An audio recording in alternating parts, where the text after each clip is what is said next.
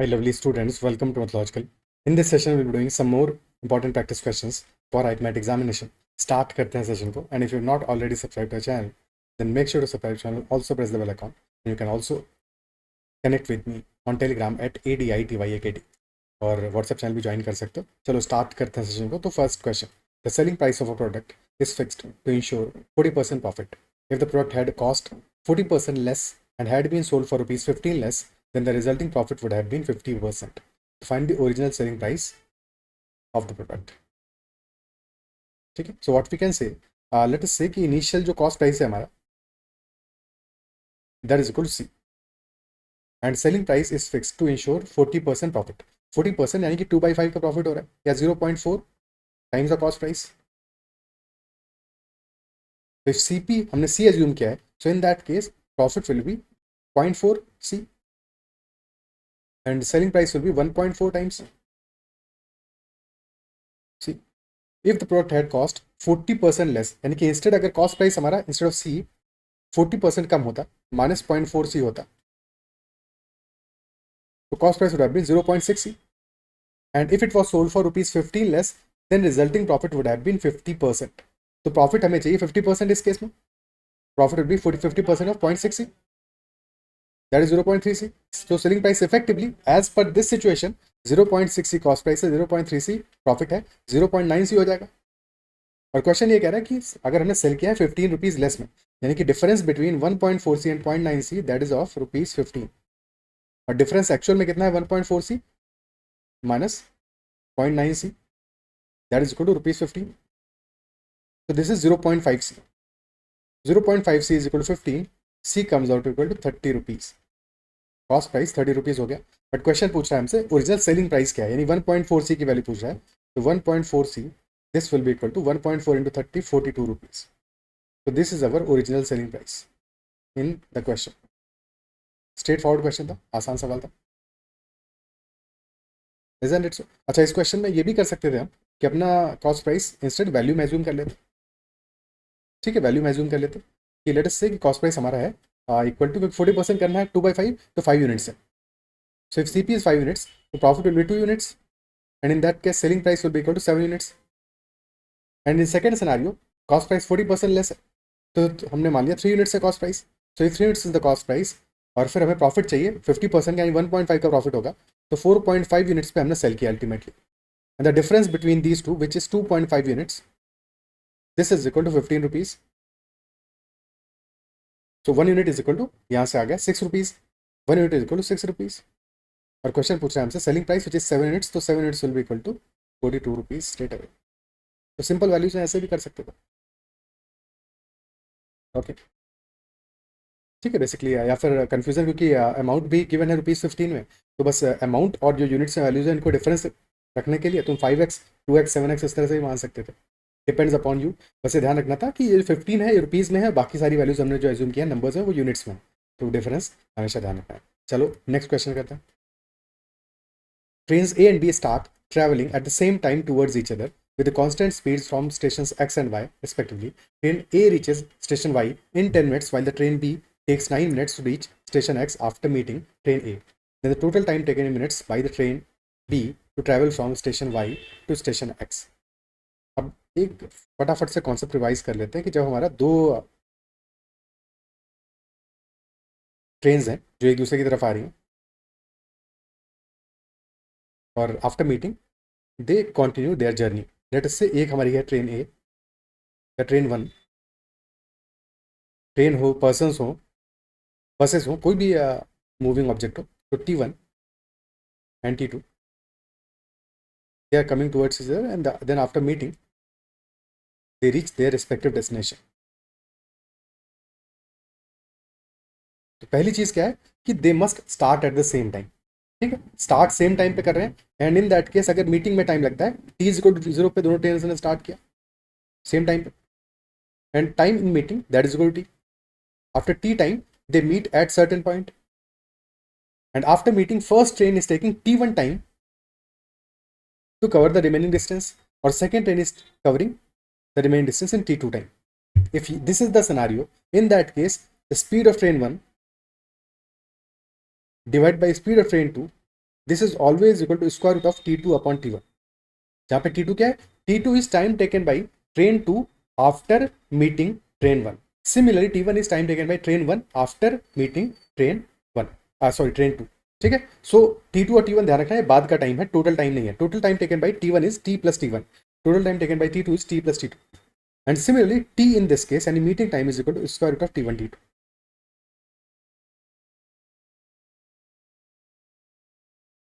Okay, so these are two important formulas in such a scenario. क्या ये clear है? अब अपने ओरिजिनल क्वेश्चन पे चलते हैं. क्वेश्चन में कुछ चीजें डिफरेंट है. क्वेश्चन हमारा कह रहा है कि train A and B start travelling at the same time towards each other with the constant speeds. ठीक है, train A reaches station Y in 10 minutes, यानी कि ट्रेन ए का हमें टोटल टाइम गिवन है. Total time taken by train A that is 10 minutes. Okay, तो train A is taking total 10 minutes का time, and train B is taking 9 minutes to reach station X after meeting train A. यानी कि train B का हमें time जो है, अगर T2 की बात करें, T2 गिवन है हमें कि this time for this stretch this is equal to 9 minutes.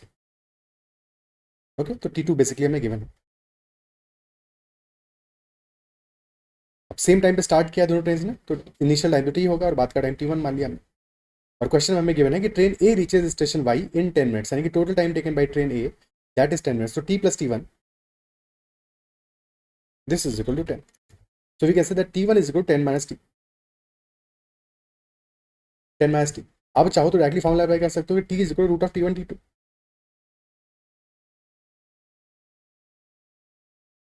Okay, so T comes out to be equal to square root of 10 minus T into 9. Square कर दो, तो T square is equal to 9 into 10 minus T. T square is equal to 9T minus 9T. Quadratic बन गया, 9T minus 9T. T square plus 9T minus 90 that is equal to 0. तो क्या roots आएंगे T के? भाई सम of roots आ रहा है हमारा -9, प्रोडक्ट आ रहा है -90. तो क्या रूट्स आने वाले हैं? डिफरेंस चाहिए हमें 9 का और प्रोडक्ट चाहिए 90. ठीक है, तो 18 और 5 से तो डिफरेंस ज़्यादा आ रहा है अपना. 10 और 9 में डिफरेंस बहुत कम आ रहा है. क्या वैल्यूज आएंगी यहाँ पे? 15 एंड 6. हाँ, 15 एंड 6 वैल्यूज आ जाएंगी. ठीक है, और हमें चाहिए सम -9. तो सॉरी, हाँ -9 चाहिए, तो -15 and 6 these will be roots. और क्योंकि T है हमारा टाइम, तो टाइम नेगेटिव हो नहीं सकता, तो क्लियरली हमारी वैल्यू जो आएगी दैट विल बी 6. ठीक है, तो वाइस ब्रेक करते हैं इक्वेशन को, तो हमारा आता है T square -15T, sorry T square plus 15T -60 -90, और फिर वहाँ से सॉल्व कर लेते हैं. ठीक है, रूट्स हमारे 2 आएंगे और उनमें से हमारे काम का रूट होगा 6. देखिए T इज इक्वल टू 6 आ जाएगा.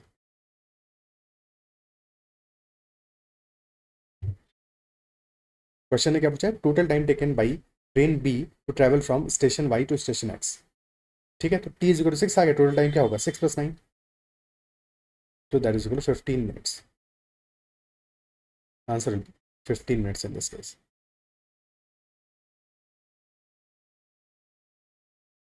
ओके, अब इसी बात को थोड़ा सा कॉन्सेप्चुअली समझना हो तो देखो, तब इस क्वेश्चन को कैसे करेंगे. मान लो कुछ चीज़ें और डिफरेंट होती है, डायरेक्टली हम फॉर्मूला अप्लाई नहीं कर पाते, तो कैसे इस क्वेश्चन को सॉल्व करते कि इन दैट केस स्टार्ट किया है स्टेशन एक्स से ट्रेन ए ने, एंड किया है स्टेशन वाई पे, और बीच में मीटिंग पॉइंट को मान लेते हैं, let us say this is point M. ठीक है, तो 2 स्नैपशॉट्स पे फोकस करो. Focus on distance X M and then will be focusing on distance M Y. ठीक है, तो पहले फोकस करते हैं ऑन डिस्टेंस एक्स एम. और डिस्टेंस एक्स एम सेम है दोनों ही ट्रेन के लिए, चाहे ट्रेन ए हो चाहे ट्रेन बी हो, for both train the distance is same. तो in X M stretch distance constant है, तो अगर डिस्टेंस दोनों ट्रेन के लिए कांस्टेंट है, तो time and speed will be inversely proportional. जिसकी स्पीड ज़्यादा होगी टाइम कम लेगा, जिसकी स्पीड कम होगी टाइम ज़्यादा लेगा. तो स्पीड का रेशियो क्या आ जाएगा? Speed of train A divide by speed of train B. Time का ऑपोजिट होगा, टाइम टेकन बाई ट्रेन का ऑपोजिट होगा, यानी कि speed of train A by speed of train B will be equal to time taken by train B divide by time taken by train A. और time taken by train B is equal to 9 and time taken by train A this is equal to T. तो 9/T ratio आ गया speeds का. Similarly focus करो आप stretch M Y पे, वहाँ भी same story है.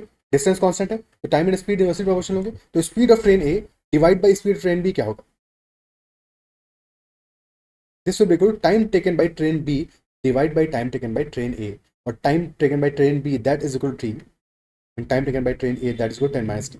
और दोनों ही केसेस हमने speed of train A by speed of train B निकाला है जो कि सेम है, तो बस इनको इक्वल कर दो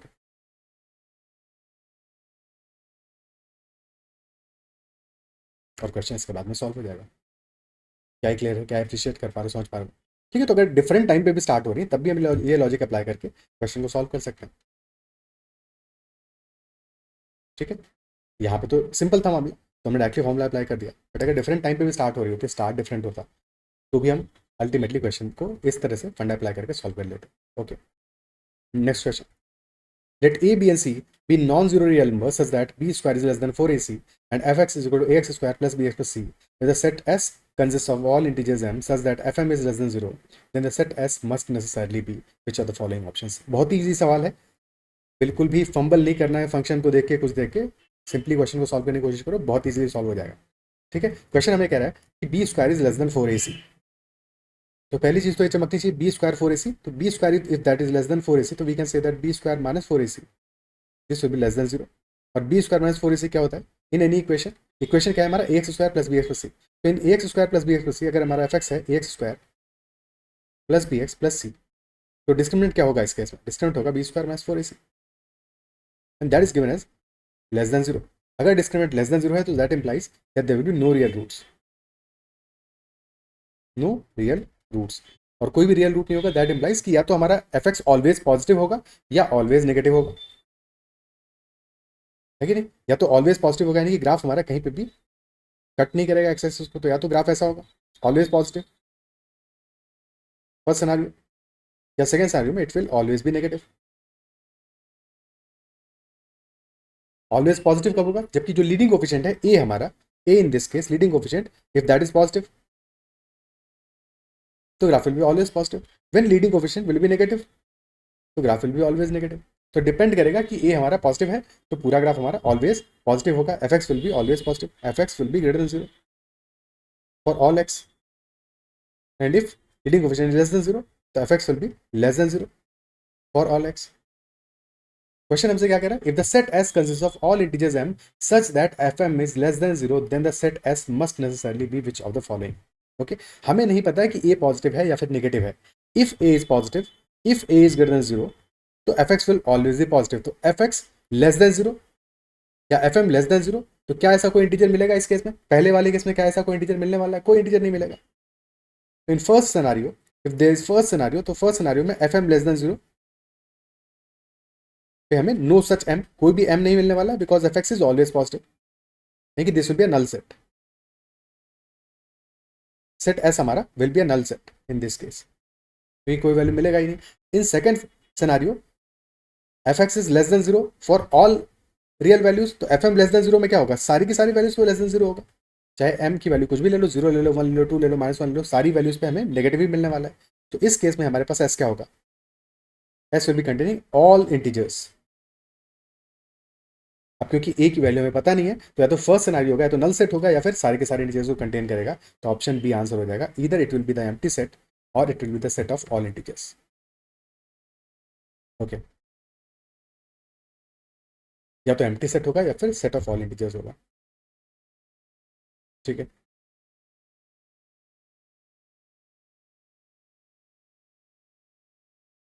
क्लियर है?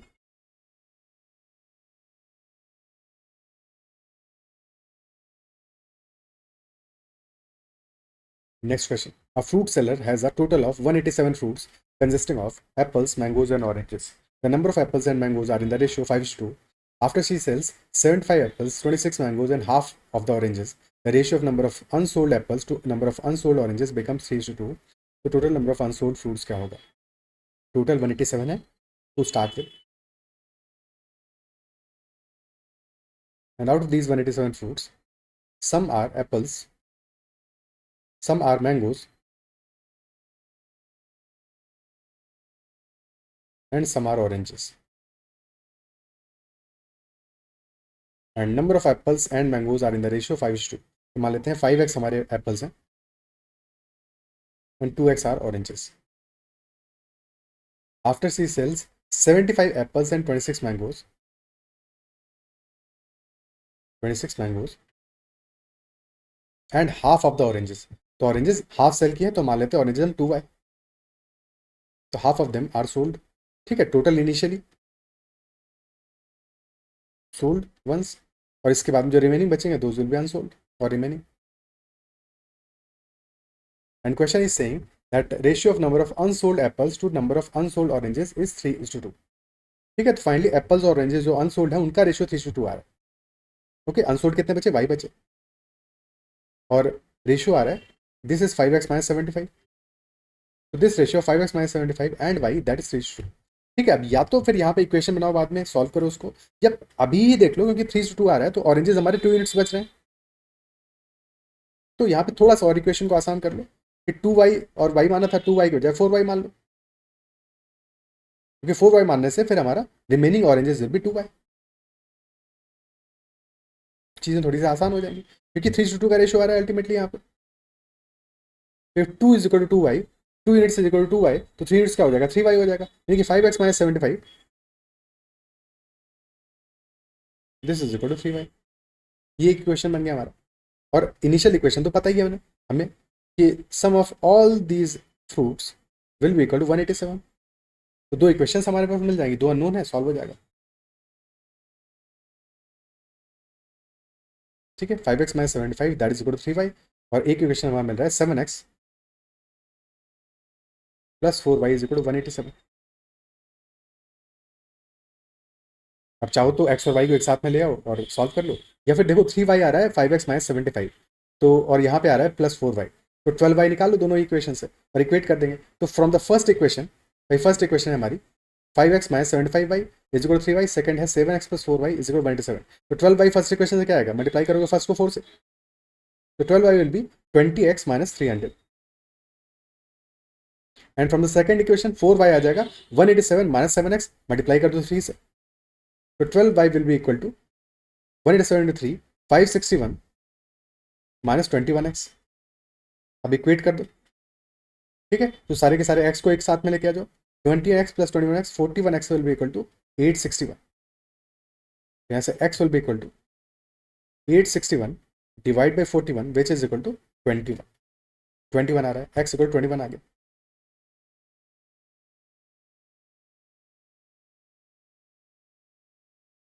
क्वेश्चन ने पूछा total number of unsold fruits.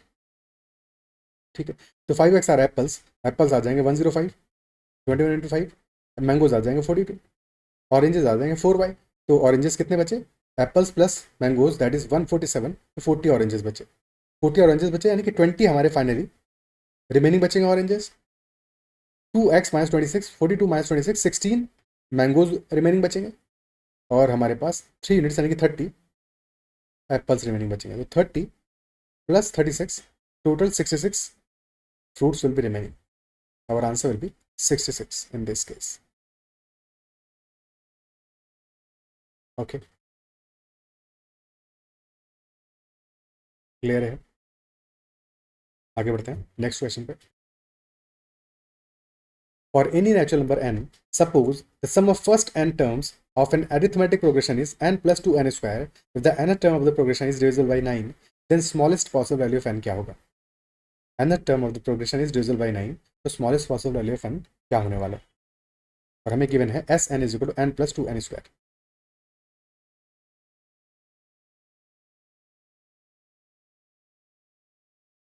Some of n terms given है, तो अगर हम सम ऑफ वन टर्म्स निकालें तो वहां से पहला टर्म मिल जाएगा।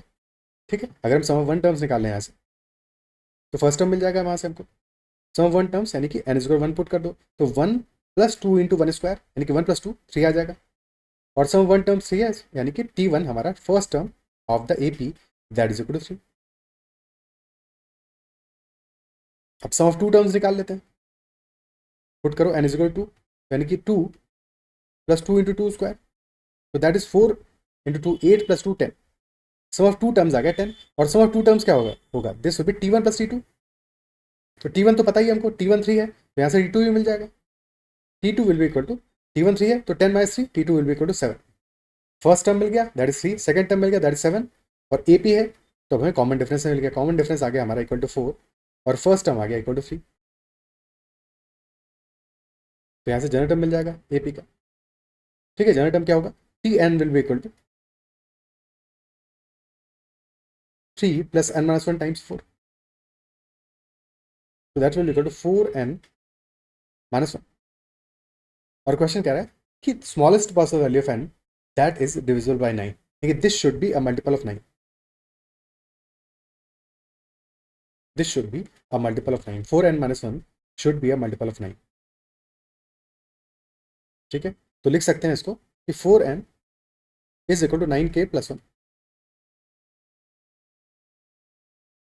तो n will be equal to 9k plus 1 divide by 4.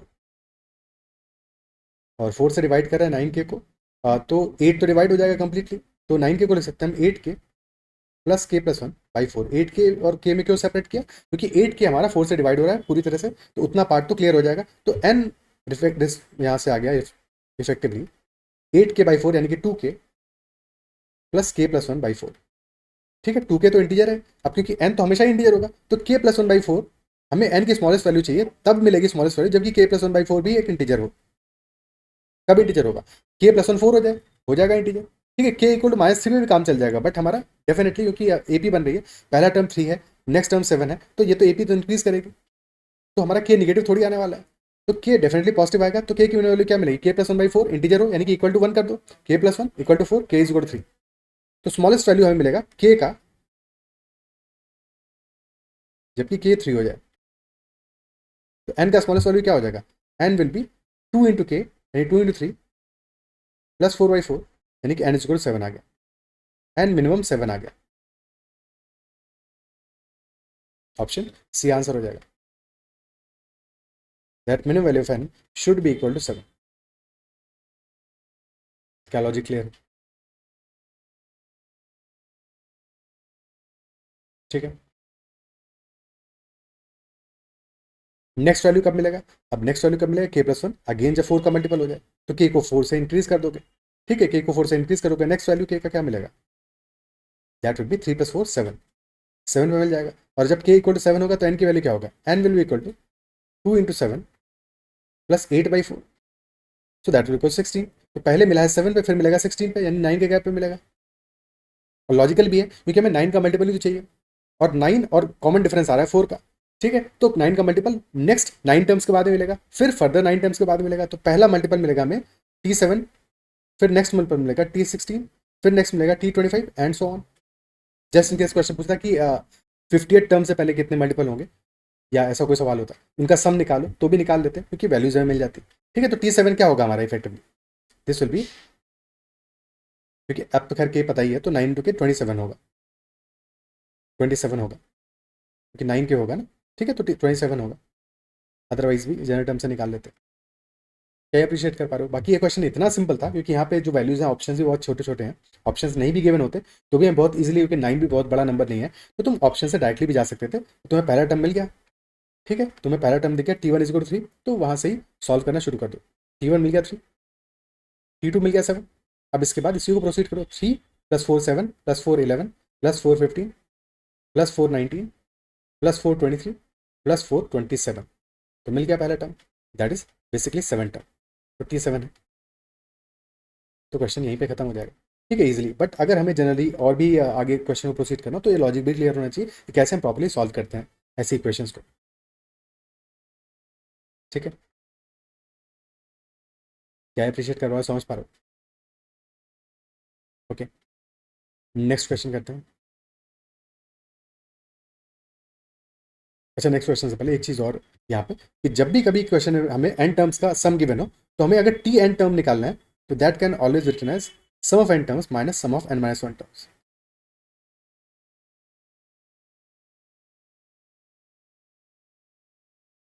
जैसे इवन इन दिस केस, अगर तुम जनरल टी एन टर्म निकालना है, तो टी एन टर्म कैसे निकाल सकते हो, ये तो ए पी थी, तो यहाँ पे वैसे भी हम पहुंच गए. अदरवाइज क्या, एस एन माइनस वन करके भी हम टी एन टर्म निकाल सकते थे.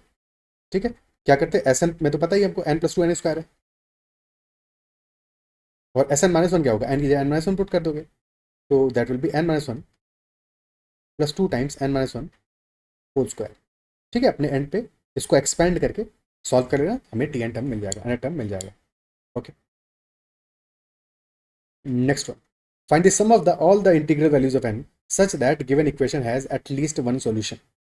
All the integral values of n such that given equation has at least one solution. कम से कम एक solution चाहिए, तो कितने ऐसे integral values of n possible होंगे in this case. Okay. तो अभी हमें इक्वेशन गिवन है 6 sin x minus 4 cos square x plus 5 this is equal to n. एक हमें वैल्यू गिवन है टर्म sin x, एक दिया है cos square x. तो क्या हम इसको क्वाड्रेटिक में कन्वर्ट कर सकते हैं किसी तरह से? क्या पॉसिबल है? देखो एक चीज की जा सकती है, since cos square x given है और sin x गिवन है, तो या तो पूरे को sin x में लेके आ जाए या तो पूरे को cos x में लेके चले जाए. तो since sin square x plus cos square x this is equal to 1, so we can replace cos square x by 1 minus sin square x. क्योंकि जैसे हम रिप्लेस करेंगे, रिप्लेस करते ही पूरा इक्वेशन हमारा sin x में कन्वर्ट हो जाएगा. ठीक है, रिप्लेस कर देते हैं. तो 6 sin x minus 4 times 1 minus sin square x plus 5 this is equal to 1. तो माइनस माइनस प्लस हो जाएगा. 4 sin square x plus 6 sin x minus 4 plus 5 will be plus 1 and this is equal to 1. Okay, अब equation sin x में quadratic हो गया. Let us assume कि sin x is equal to t, और साथ में ये तो पता ही है हमको कि sin x is always between -1 1.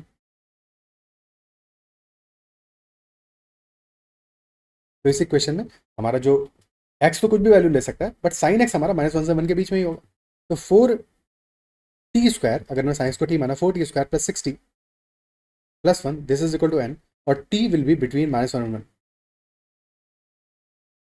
तो जो भी हमें n का सॉल्यूशन चाहिए वो तभी मिलेगा जबकि t हमारा -1 से लेकर 1 के बीच में हो. तो कितनी वैल्यूज ले सकता है? 4t² plus 6t plus 1 such that t is between -1 1. बस इतना ही तो हमें पता करना है. ठीक है, तो लीडिंग कोफिशिएंट हमारा 4t² प्लस 6t प्लस 1. इस क्वाड्रेटिक का लीडिंग कोफिशिएंट क्या है? पॉजिटिव है, तो ग्राफ बनेगा अपवर्ड्स पैराबोला. मिनिमम वैल्यू कहाँ पे आएगी?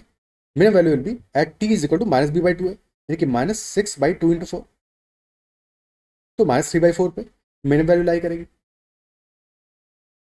और हमारा जो t है दैट विल बी बिटवीन -1 और 1. अब -3/4 पे तो मिनिमम है.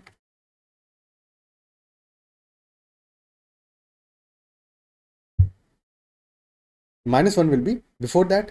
ठीक है, -1 उससे पहले आएगा. Let's say this is -1. ठीक है, मिनिमम तो यहाँ पे लाई कर रहा है, और +1 उसके बाद में आएगा. तो या तो मैक्सिमम वैल्यू विल बी इधर एट -1 और एट +1. अभी +1 ज़्यादा डिस्टेंस पे है क्योंकि सिमेट्रिकल ग्राफ बनता है हमेशा क्वाड्रेटिक में. ठीक है, तो +1 ज़्यादा डिस्टेंस पे, तो maximum value will be at +1. थोड़ा भी कंफ्यूजन हो, दोनों पे वैल्यूज निकाल लो. -1 और +1 दोनों पे वैल्यूज निकाल लो.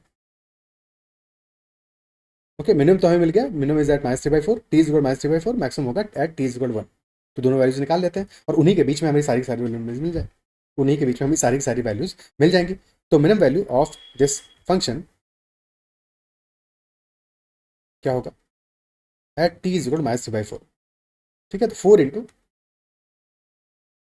-3/4 whole square plus 6 into -3/4 plus 1. तो 4 इंटू 9/16 और 9/4 -18/4 या -9/2 प्लस 1. तो ये हो जाएगा -9/4 प्लस 1 विच इज -5/4. मिनिमम हो गया -5/4. मैक्सिमम वैल्यू क्या होगा? At x equal to 1, at t is equal to, sorry x नहीं, t इज इक्वल टू 1. तो 4 into 1 square plus 6 into 1 plus 1, that is 4 plus 6 plus 1 11. Minimum is -5/4, maximum is 11. तो हमें जो values n की मिलेंगी, n की value इनके बीच में लाई करेगी. ठीक है, मिनिमम हमारा आएगा -5/4 और मैक्सिमम आया 11. इससे आगे और पीछे ग्राफ नहीं होगा क्योंकि हमारा जो t है that can be only between -1 और 1. तो एक्चुअल ग्राफ जो बनेगा फंक्शन का वो कुछ ऐसा बनेगा. ठीक है, दिस वैल्यू विल बी, क्योंकि निगेटिव में है, ये वैल्यू आ रहा है हमारा at t is equal to -1 and this value is at t is equal to 1. ठीक, ग्राफ अप टू स्केल नहीं है, ये ध्यान रखना. तो ये वैल्यू तो हमारी 11 आ रही है and this value is -5/4. Sorry, ये वैल्यू -5/4 नहीं है, -5/4 आ रहा है at t is equal to -3/4. This value here, this is -5/4 at t is equal -3/4। -1 पे स्लाइटली हायर वैल्यू में आएगा, देखिए मिनिमम वैल्यू हमें -4 मिल रहा है।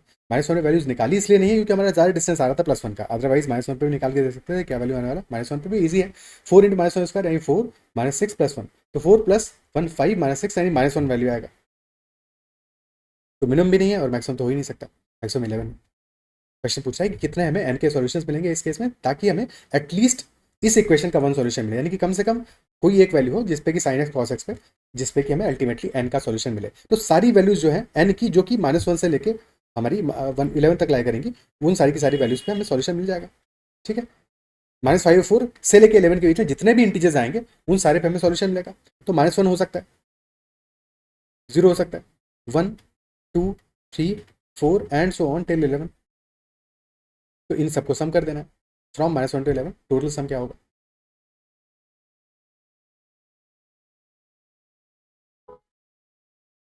ओके, तो सम क्या आ जाएगा हमारा, एपी बन रहा है अगेन, और एपी में हमारे पास 12 टर्म्स हैं इन टोटल। तो sum will be equal to, sum for this AP will be equal to 12, 12 नहीं 11 + 1 + 2, 13 टर्म्स आ रहे हैं। 11 तो हो गया पॉजिटिव टर्म्स, एक आ गया 0, एक आ गया -1, तो 13 टर्म्स हैं इन टोटल। तो 13/2 इंटू लास्ट टर्म है 11 और फर्स्ट टर्म है -1, so first term plus last term into n/2, तो 13/2 into 10, 30 × 5 65, sum of all the terms is 65। तो आंसर हमारा आ जाएगा इक्वल टू 65। ठीक है,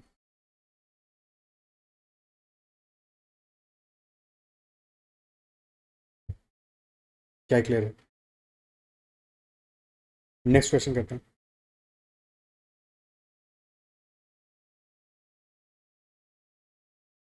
late a is equal to a set containing numbers from 1 to 60, 1 2 3 4 5 6 till 60.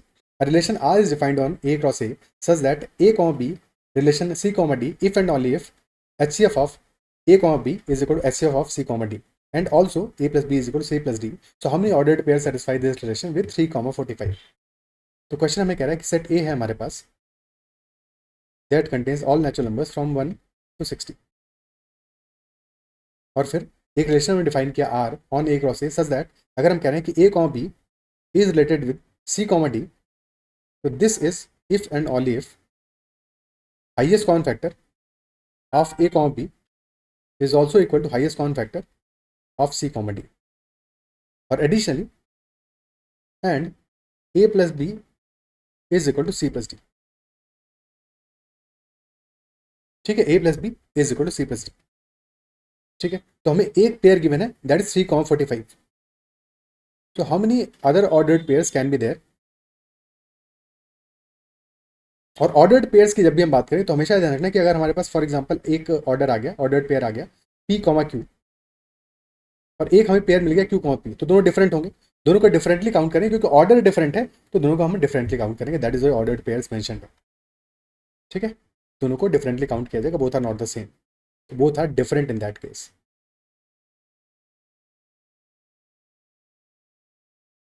ठीक है, तो अब ऐसे क्वेश्चंस, ऐसे पेयर्स फाइंड आउट करने की कोशिश करते हैं। तो एक पेयर में गिवन है 3 कॉमा 45, तो 3 कॉमा 45 के रिस्पेक्ट में हमें चाहिए second pair C comma B such that HCF of 3 comma 45 this is equal to HCF of C comma D, और 3 कॉमा 45 का HCF क्या है, this is equal to 3, this is equal to 3। तो पहला कंडीशन तो ये हो गया। सेकंड कंडीशन है A plus B is equal to C plus D, यानी 3 + 45 should be equal to C plus D।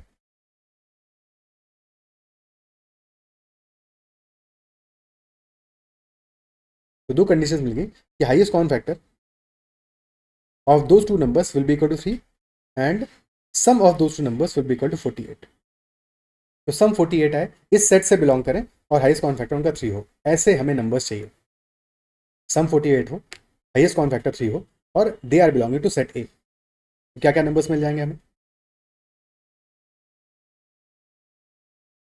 3 अगर हाईएस्ट कॉमन फैक्टर आ रहा है तो they must be multiple of 3, 3 के मल्टीपल होने पड़ेंगे, और साथ में फिर सम आ रहा है 48। ठीक है, तो स्टार्ट करते हैं। सबसे स्मॉलेस्ट क्या मिलेगा, 3 कॉमा 45,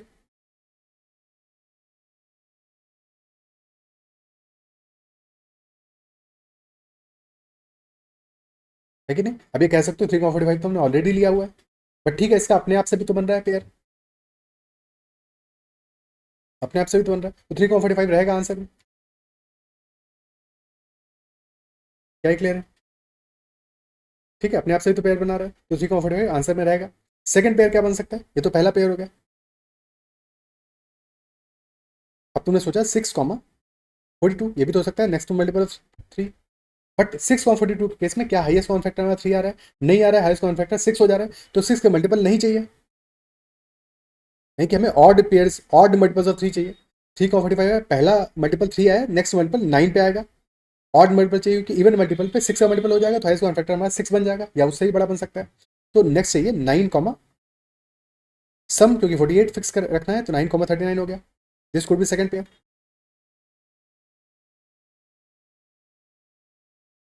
थर्ड केस, फिर 6 से इंक्रीज करो, 15,33, थर्ड पेयर बन गया। फिर 6 से इंक्रीज करो, 21,27, फोर्थ पेयर बन गया।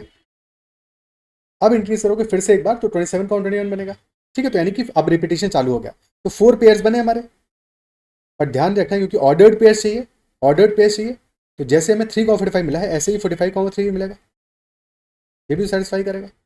Similarly 39,9, similarly 33,15, 27,21। तो डायरेक्टली हम क्या करेंगे, सारे 4 पेयर्स मिल गए थे, 4 को मल्टीप्लाई कर दे 2 से, तो 4 इंटू 2, टोटल 8 हमें पेयर्स मिलेंगे। तो आंसर हमारा 8 होगा, ऑप्शन डी। आंसर हमारा हो जाएगा इन this case 8, that is option D.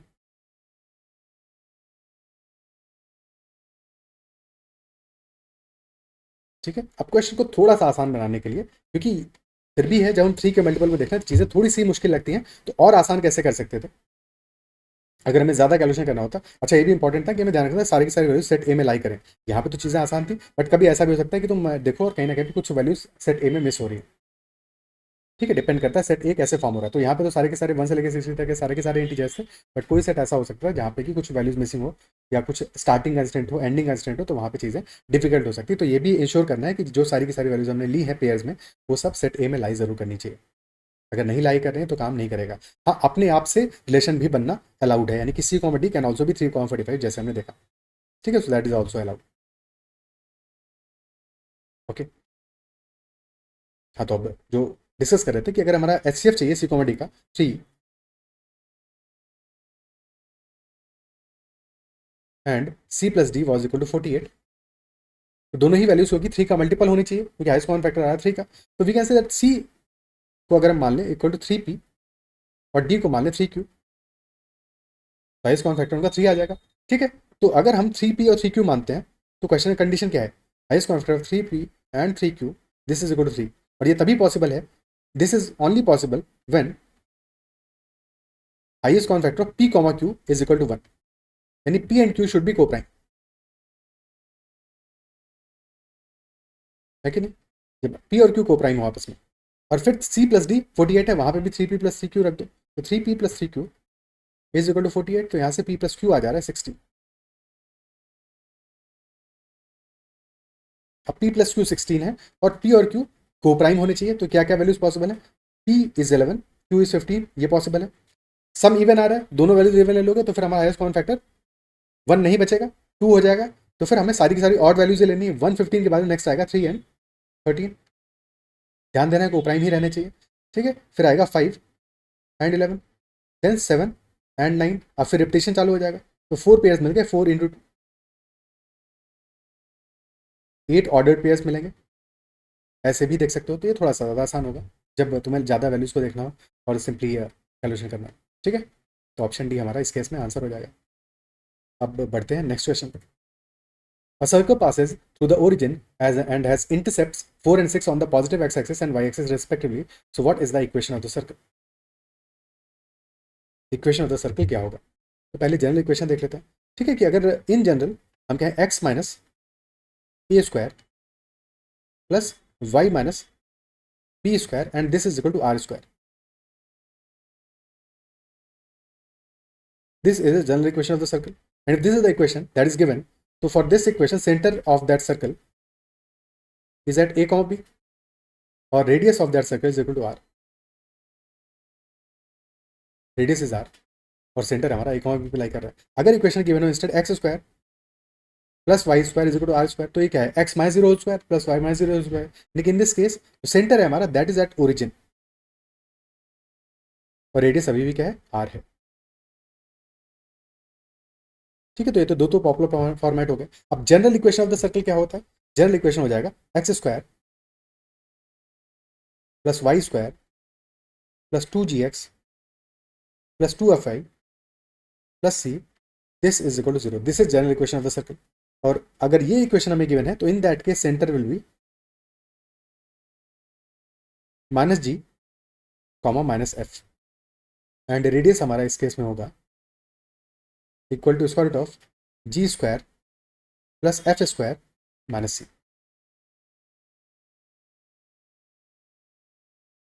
Okay, अब इसको भी कन्वर्ट करना हो हमें ऐसे ही फॉर्मेट में, तो कैसे कन्वर्ट करोगे, परफेक्ट स्क्वायर बनाओ, X square plus 2gx given है तो ऐड कर दो G square, X square plus 2gx add कर दिया हमने जी स्क्वायर, तो ये बन गया परफेक्ट स्क्वायर। और जी स्क्वायर अगर लेफ्ट हैंड साइड में ऐड करो राइट हैंड साइड में भी ऐड करोगे, तो राइट हैंड साइड में मेंशन कर दो equal to ji square add कर दोगे जीरो में।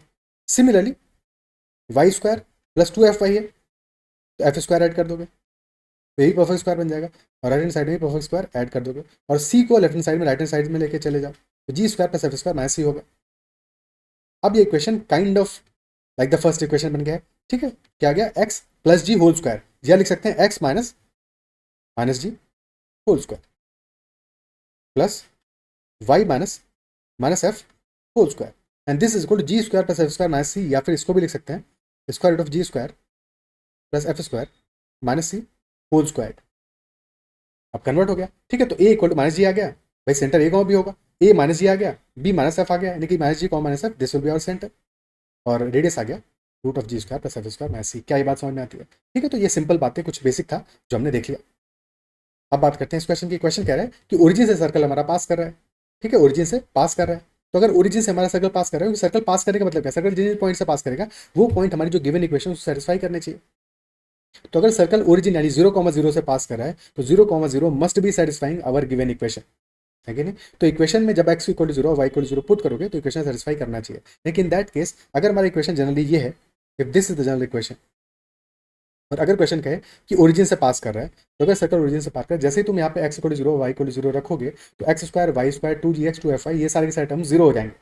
और फिर क्वेश्चन कहेगा c is equal to zero, तो c is equal to zero तभी पॉसिबल है जबकि c, मतलब क्या हुआ, c जीरो, यानी कि c should be equal to zero in any such equation. That is why जो अभी ऑप्शन देख रहे हो सारे के सारे ऑप्शन में क्या है, x square y square, x और वाई के टर्म है, बट कॉन्स्टेंट टर्म कहीं पे भी नहीं गिवन है किसी भी ऑप्शन में, बिकॉज सर्कल हमारा ओरिजिन से पास कर रहा है। ठीक है, तो अब डायग्राम बनाने की कोशिश करते हैं। ओरिजिन से पास कर रहा है, इंटरसेप्ट है 4 and 6 on positive x axis and positive y axis respectively.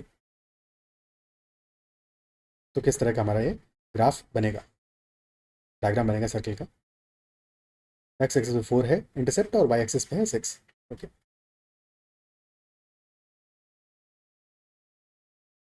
तो कुछ ऐसा बनेगा, 0,0 से पास कर रहा है, this should be x axis पे इंटरसेप्ट पॉजिटिव एक्स एक्सिस पे 4 है, यानी कि 4,0 होगा ये पॉइंट, और वाई एक्सिस पे 6 है तो दिस विल बी 0,6। ठीक है, this is O, let us say this is A and this is B. तो पॉइंट ये पास कर रहा है हमारा ओ से, ए से और बी से पास कर रहा है हमारा सर्कल।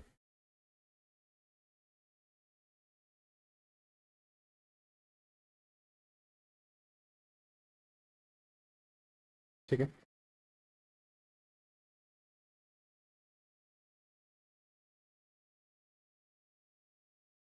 अब इन दिस केस अगर हम ए और बी को ज्वाइन करें, इन दिस केस अगर हम ए और बी को ज्वाइन करें,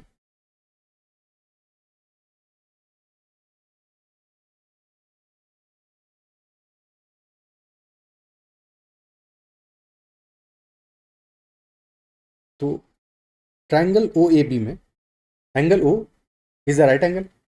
ठीक है, ओ ए बी हमारा राइट एंगल ट्राइंगल है, एंगल ओ 90 है। और अगर कोई chord if in a circle a chord is subtending angle of 90 degrees on circumference,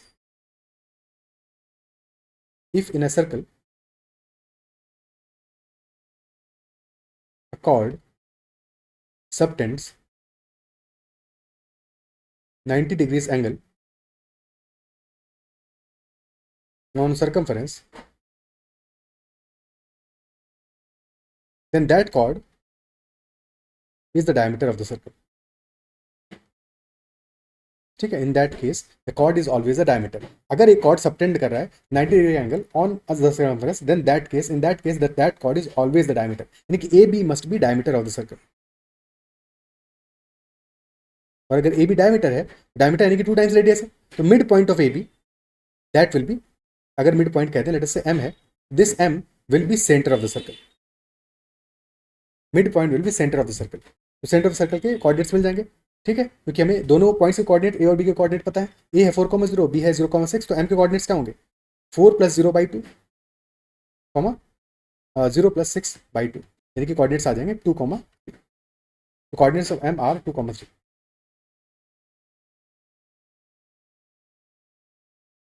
तो क्या इक्वेशन बनेगा हमारा 2,3 कोऑर्डिनेट्स कौन से इक्वेशन में आ रहे हैं हमारे. ए आ रहा है x² + y² - 4x - 6y, यानी कि इफेक्टिवली -g - f होते हैं कोऑर्डिनेट्स. तो माइनस ऑफ -2 माइनस ऑफ -3, तो हमारा ऑप्शन ए ही आंसर होगा. 2,3 तो आ रहे हैं कोऑर्डिनेट्स, ऑप्शन ए आंसर हो जाएगा.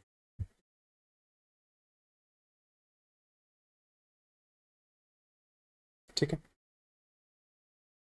अदरवाइज निकालते तो यहाँ से हमें सेंटर कोऑर्डिनेट्स मिल गए हैं, तो इक्वेशन हमारा बन जाता है x - 2 whole square plus y - 3 whole square. और रेडियस क्या आएगा, तुम डायमीटर निकाल लो, और डायमीटर का हाफ होगा. डायमीटर कितना आ रहा है हमारा, डायमीटर आ रहा है 4² + 6², डायमीटर हमारा कितना आ रहा है 2r. This is equal to square root of 4² + 6², तो 36 + 16 52, तो 2r is equal to root of 52, that is 2√13. R आ गया हमारा इक्वल टू √13, तो this is equal to r² यानी कि 13. अब सॉल्व करो, एक्सपेंड कर लो, x² + y² - 4x - 6y + 4 + 9, this is equal to 13. तो 4 + 9 वाला पार्ट तो कैंसिल आउट हो जाएगा, बच जाएगा सिर्फ और सिर्फ x² + y² - 4x - 6y, which is option. Option यही हमारा इस केस में आंसर होगा. क्या ही पार्ट क्लियर.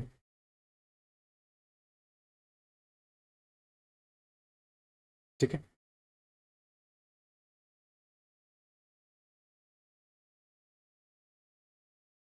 तो किसी भी सर्कल में कभी भी अगर हमें एक राइट एंगल दिखता है,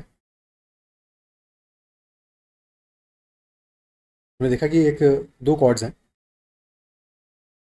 which are making a right angle between them in a circle. If angle is 90, तो clearly those chords will be in the semicircle.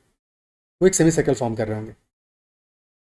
कहीं भी राइट एंगल कभी भी सर्कल में दिखे तो हमेशा that must be a semi circle.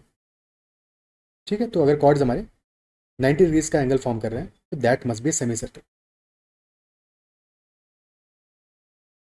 Okay, ये सेमी सर्कल हो जाएगा, यानी कि this will B diameter, mid point will be centre. Okay,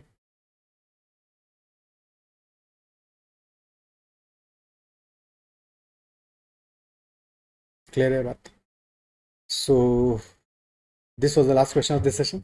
I believe जो भी क्वेश्चन है सारे के सारे क्वेश्चन समझ में आएंगे. फिर भी कहीं किसी क्वेश्चन में डाउट रहता है तो कमेंट जरूर मेंशन करना, और अगर सेशन पसंद आए तो अपना फीडबैक जरूर कमेंट सेक्शन में देना, और सेशन को भी लाइक जरूर करना. That is all for this session. Bye, take care and keep learning.